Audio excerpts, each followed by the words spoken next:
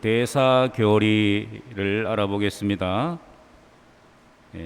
이 대사란 말은 라틴어로 인둘젠시아 이렇게 하고 영어로는 indulgence 이렇게 하는데, 이 원뜻은 관대함,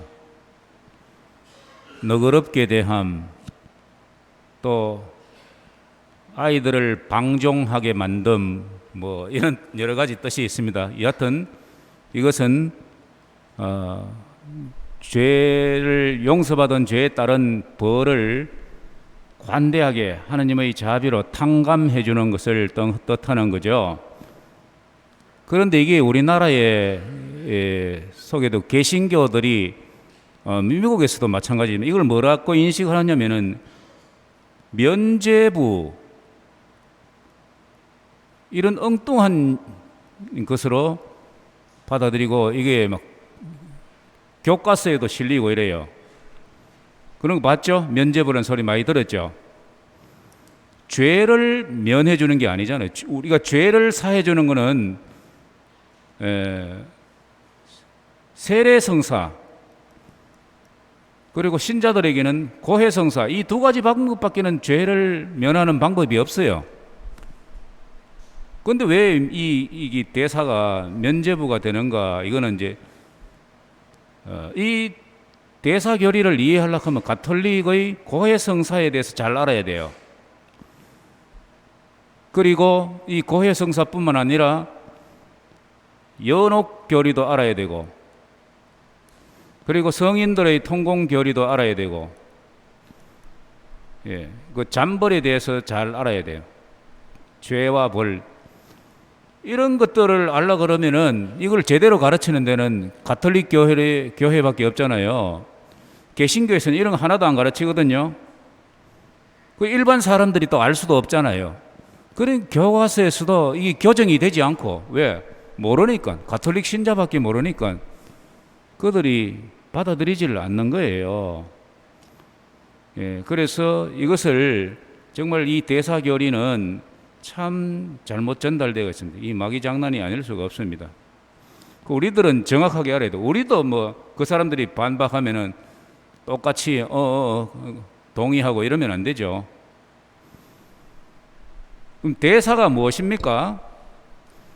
대사는 이미 용서받은 죄가에 대해서는 용서를 받았지만은 그 죄와 벌이 다르죠. 죄 때문에 받아야 할 잠시적인 벌, 이걸 잠벌이라 그러죠.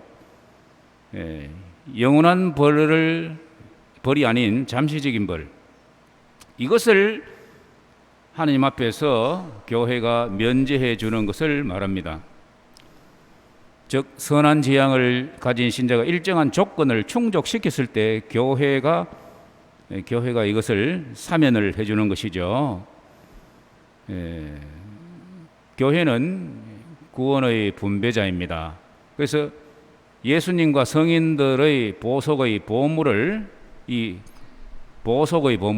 자신의 권한으로 나누어주고 활용을 하는 것이죠. 내일이 광복절인데, 광복절 특사를 한다면서 이제 이재용하고 또 롯데 누구죠? 두 사람을 사면을 해준다고 했잖아요. 그죠?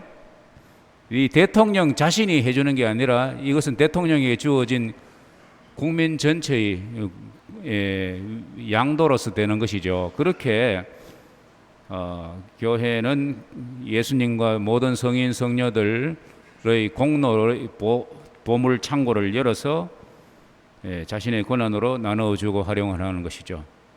그 대사가 이제 8.15 특사 같은 그거하고 개념이 같은 것이죠. 이 대사가 이제 두 가지 종류로 보죠. 즉 부분적으로 면제되는 것을 부분대사, 전적으로 면제되는 것을 전대사, 이렇게 구분하는 것입니다. 그리고 대상에 따라서 살아있는 사람은 자기 자신을 위해서 또는 죽은 사람을 위해서 이것을 활용할 수가 있는 것이죠. 다시 한번 이 교회의 이런 교리와 관습을 이해하려면 죄는 두 가지 결과를 낳는다는 걸 알아야 돼요. 첫째는 대죄입니다. 이 대죄는 하느님과의 친교를 박탈해서 영원한 생명을 앗아가 버립니다. 영혼의 죽음이죠. 이것을 영혼이 죽으면서 그런 상태에서 죽으면은 영벌을 받게 됩니다. 이 영벌을 뭐라 그러죠? 다른 말로 지옥벌이라 그럽니다. 이 끝이 없는 벌, 영원한 벌이라 그러죠. 지옥은 끝이 없잖아요. 그 다음에 두 번째는 모든 죄는 소재까지도 포함해서 이것은 피조물들에 대한 불건전한 집착을 초래합니다. 하느님에게만 온전히 의탁하고 하느님만이 전부일 때 우리가 천국에 직천당을 하는 것이에요. 근데 세속에 대한 집착심이 남아있으면 그것이 반드시 정화가 되어야 됩니다. 이 세상에서 정화가 되든지 아니면 연옥에서 들어가서 정화되든지 그렇게 정화가 돼야지 이제 천국에 들어가게 되겠죠. 그래서 우리가 신앙생활을 하면서 신앙생활을 통해서 뭐 세속적인 여러 가지 부귀 영화 또 사람으로부터 얻는 인기나 이런 그 재산의 정식, 권력의 강화 이런 것들을 노리고 신앙생활을 하는 것은 완전히 신앙생활을 반대로 하는 거예요. 신앙생활을 하면서 우리가 항상 이루어야 할 것은 온전히 예수님만이 내 전부가 되도록 하는 방향으로 신앙생활을 해야 된다 이거죠. 근데 예수님만을 내 모토로 삼고 내 최종 목표로 삼고 예수님처럼 되는 것, 바오로 사도가 이제는 내가 사는 것이 아니라 그리스도께서 내 안에서 사십니다. 나는 달릴 길을 다 달렸습니다. 라는 뜻의 바로 그거죠. 내가 온전히 그리스도화 되는 것, 이게 우리 신앙생활의 목표인데 그 목표와 벗어나는 것이 모두 죄입니다. 그게 그리스도와 반대되는 것, 그리스도와 맞지 않는 것, 이게 죄죠. 그저 뭐 고해성사 보면은 이런 죄를 고백하는 신자들은 아주 소수예요. 그 정도로 영적으로 이제 성숙돼야지 그걸 알아들을 수 있는데, 만날 겉으로만 이렇게 뭐 미사 빠졌는 거, 사람 미워한 거, 이런 것들만 고백하는 것은 죄에 대해서 근본적으로 깊이 있는 인식이 아니라는 거죠. 물론 그것도 죄죠. 그래서 그런 것들이 바로 이제 불건전한 집착에서 떨어져 나오기 위해서 우리가 보석을 해서 정화가 필요한데, 그래서 그랬을 때 이제 잠벌에서 벗어나는 거죠. 근데 여기서 이 말하자면 영벌이나 잠벌 이런 것들이 하느님께서 강제로 가하시는 일종의 복수로 이해해서는 안 됩니다. 이 벌은 죄 그 자체에서 나오는 것으로 이해해야 됩니다. 원래 도둑이 지발질이다 그러잖아요. 누가 네 도둑질 했지라고 추궁하고 해서 그런 게 아니라 도둑질하는 그 자체로 자기 양심이 파괴되고 불안이 생기고 잠도 편히 못 자고 잡힐까봐 두렵고 등등 이런 게 모든 게 일어나는 겁니다. 사람들이 싸우고는 서로에게 비난을 합니다. 네 탓이다 이러는데 사실은 자기 탓입니다. 내가 그리스도를 닮지 못하고 평화로운 마음으로 대하지 못하고 미움을 품었기 때문에 미워지고 관계가 나빠지고 평화가 깨지고 이런 거예요. 부부간에도 마찬가지죠. 말하자면 죄를 짓는 그 자체에 이미 벌이 달려 있어요. 예? 그걸 이해를 해야지 이것을 제대로 이해할 수 있습니다. 그래서 진정한 통해 눈물로 자기 자신의 죄를 잘못을 정말 열렬한 사랑에서 나오는 회개야말로 우리를 온전한 정화에 이르게 해서 아무런 벌도 남지 않게 할 수 있는 것이죠. 그 죄를 용서받고 하느님과 맺는 친교를 온전히 회복하면 이 영벌은 자동적으로 면제됩니다. 지옥벌이 없어지죠. 그러나 이 잠벌은 여러 가지 남았습니다. 이 잠벌은 죄의 습성, 세속에 대한 집착심 이런 게 남아있는 것과 관련이 있는 것이죠. 이럴 때 그리스도인은 갖가지 고통과 시련을 인내로 견디고 또 때가 되면은 죽음을 차분한 마음으로 맞음으로써 이 죄의 잠벌들을 은총으로 받아들이도록 힘써야 합니다. 그래서 그리스도인은 자비와 자선의 행위, 이제 선행이죠. 그리고 기도, 속죄 행위 이런 것들로 해서 내가 이제 잠벌을 끼워 감는 보석을 할 수 있고 묵은 인간을 완전히 벗어버릴 수가 있습니다. 그리해서 완전히 새로운 인간이 되도록 힘써야 하는 것이죠. 이제 성인들의 통공, 자신의 죄를 깨끗이 정화하고 하느님의 은총의 도움으로 거룩하게 되리고 애쓰는 그리스도인들은 외톨이가 아닙니다. 외롭지 않습니다. 왜? 이 하느님 자녀 각자의 생명은 그리스도 신비체의 초자연적 단일성 안에서, 우리는 그리스도 신비체의 일원이잖아요. 지체잖아요. 그래서 마치 신비로운 한 인격과 같이 그리스도 안에서 그리스도를 통하여 다른 모든 그리스도인 형제들의 생명과 놀랍게 연결되어 있습니다. 그러니까 우리는 절대로 외톨이가 아니에요. 혼자가 아니다는 것이. 이 성인들의 통공 안에는 우리가 그리스도 신비체를 교회라 그러죠. 교회는 세 가지 차원이 있다 그랬죠. 천국교회, 연옥교회, 현세교회 이렇게 있는데, 즉 천상에 이르는 사람들 천국교회, 연옥에서 속죄하고 있는 사람들 연옥교회, 아직 지상에서 순례하고 있는 사람들 바로 현세교회 우리들이죠. 이런 세 가지 차원의 교회가 서로 교류를 하고 있는 거예요.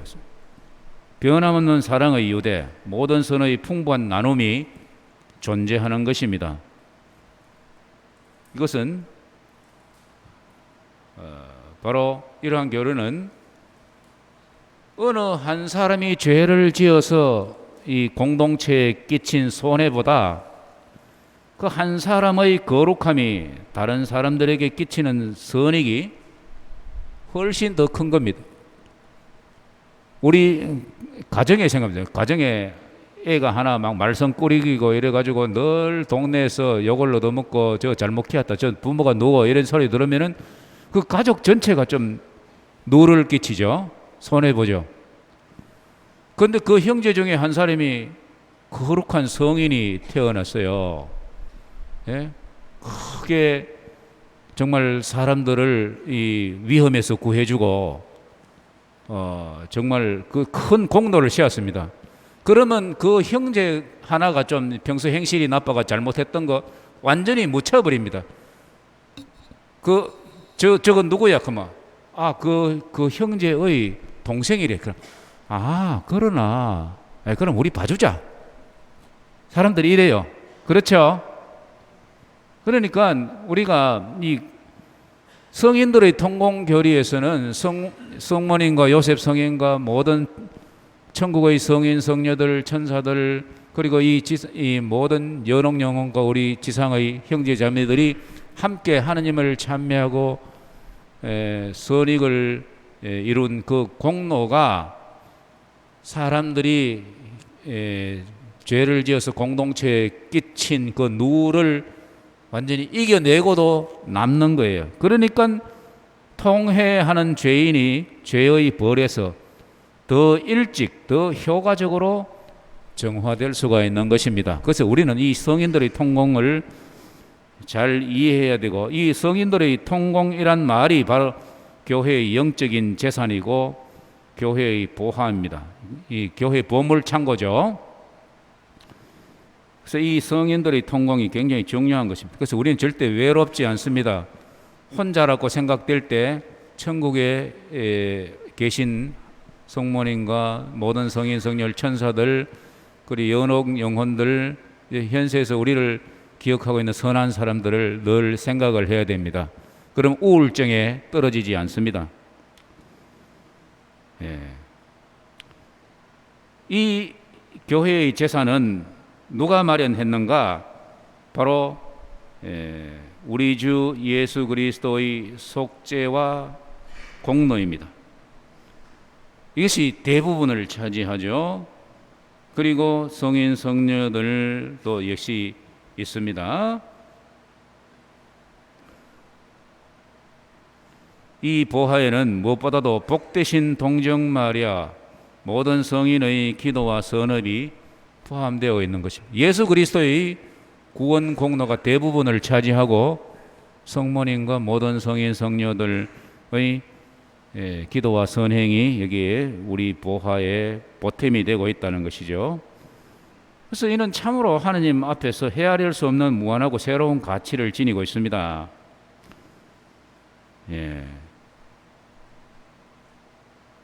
그리고 그들은 이미 구원을 얻었고 이 신비체의 일체 안에서 형제들의 구원에 협력하고 있는 것입니다.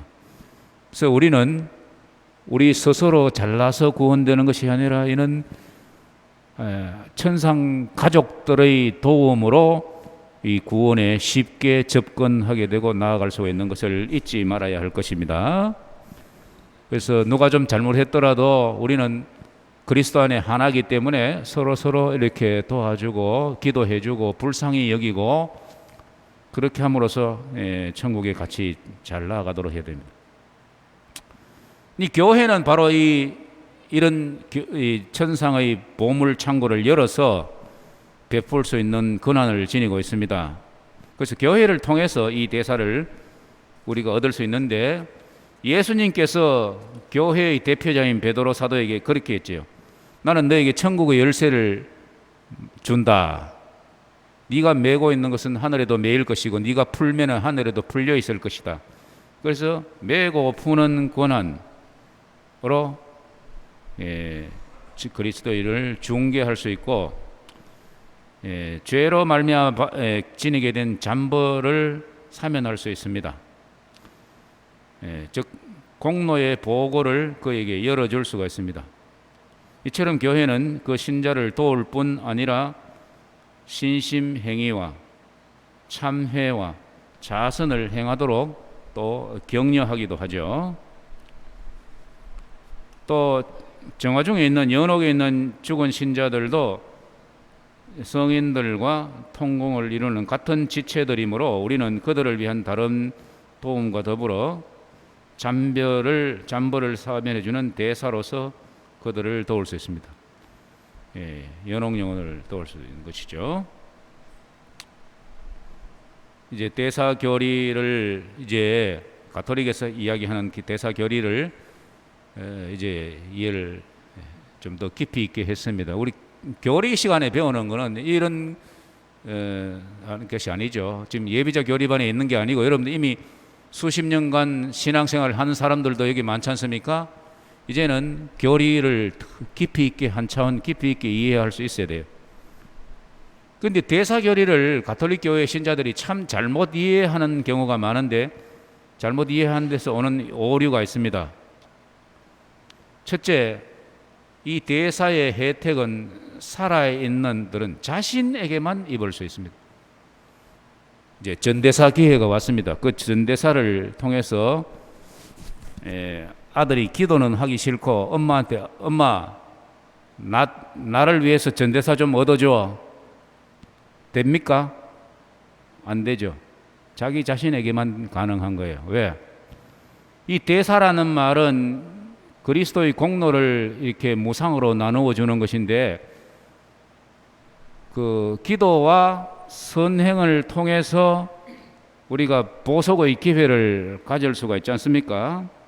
그런데 살아있는 사람들은 여전히 이 기도와 선행으로 벌을 기워 갚을 기회를 지니고 있습니다. 그래서 이 잠벌을 기워 갚았어요. 자기가 스스로 대사를 얻어서 그 갚을 수 있는 기회가 있죠. 그런데 남들에게 얻어달라고 하는 것은 게으름의 소치입니다. 그래서 그런 경우는 안 됩니다. 그러나 연옥 영혼은 더 이상 이 세상에 살지 않기 때문에 성사와 기도와 선행의 기회가 없어졌습니다. 그랬을 때 이제 하나님께서는 자비로 그들에게 살아있는 우리들이 대사의 은혜를 얻어서 양도할 수 있는 기회를 허락하신 것이죠. 그래서 살아있는 사람은 자신에게, 돌아가신 분은 연옥 영혼에게 이렇게 혜택을 입을 수 있다. 두 번째는 전대사를 받습니다. 이 전대사하는 말이 이 함정인데, 부분대사, 전대사 할 때 전자를 잘못 이해해가지고 내가 과거에 내가 보석해야 할 거리 모두를 전대사 한 번으로 한 방에 그냥 뭐 날려버리는, 다 해결해버리는 그런 마술 지팡이와 같은 걸로 착각을 하면 안 되는 것이요. 이게서 이제 그래 어떤 사람들은 고해성사 받고 죄만 용서받고 그 잔벌을 기어감는 보석을 실천을 안 한 거예요. 보석 기억도 못하고 뭐 받았는지도 모르고 보석을 실천을 안 하는 거예요. 그래서 내중에 그러니까 그 왜 그렇게 하느냐 이러니까 내중에 전대사 한 번 하면 뭐 다 한꺼번에 없어지는데 말로 꼭 일일이 귀찮고를 합니까? 이 착각을 하는 거예요. 전대사 한 번으로 되지 않습니다. 왜? 전대사는 어떤 죄를 용서받고 그에 따른 벌이 있지 않습니까? 그 벌을 어떤 때는 이 중간에 하다가 이 사정이 생겨서 못할 수가 있습니다.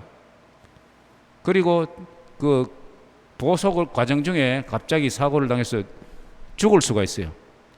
그런 경우에 연옥에서 이제라도 그걸 정화를 해야 되는데 그 죄 한 가지를 모두 벌을 그 다른 벌을 모두 특정 죄에 따른 벌을 전적으로 탕감해 준다 이 말이지, 과거에 지었던 뭐 죄에 따른 모든 벌을 없애준다 이 말이 아니에요.